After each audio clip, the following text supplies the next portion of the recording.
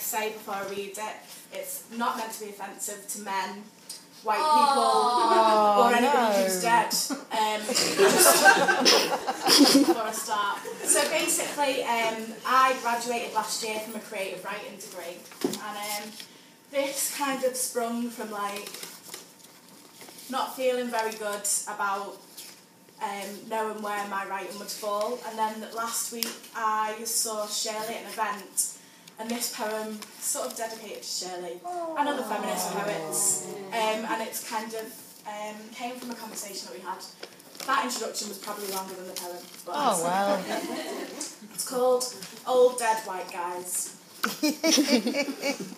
I don't want to write like old dead white guys. Shakespeare doesn't sound too hot with a Scouse twang, and my ribs haven't made a tomb of this heart yet. Can't contain it. I'm so sick of saying so sorry for so long. I'm not going to apologise for not wanting to write like old dead white guys.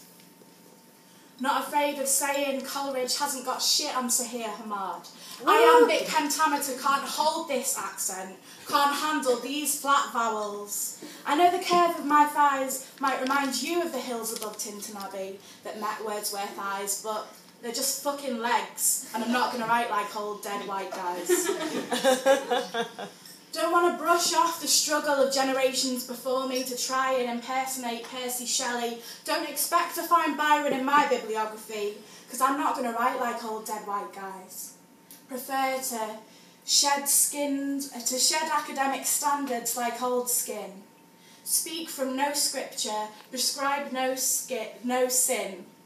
Find the textbooks of the oppressed are all spelling mistake and spoken word, the peasants whose knowledge came from the spoken word, the queers whose very Adam's apple held alliteration, waking to find that their lovers had been taken, the Arab sun, dancing shadows with the stories they found, know that for my ancestors there's no poetry in the harsh western ground, from the women burned at the stake in one endless winter, to the women now covering bruises because they burned the stake for dinner.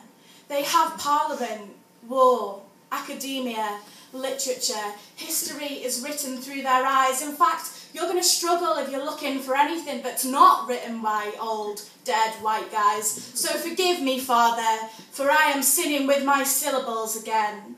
Forgive me, officer, I am protesting with my pathos. Forgive me, Professor, I haven't spell-checked in days, like you haven't fact-checked in decades. Can't help but feel that when I write history, your masculine ego will be a footnote that you made femininity. And no, I don't know the Latin term for that, you private, dusty schoolboy bastard, will be how I grade your contribution. Your erasure will be the full stop, the misplaced comma. Try to show some contrition.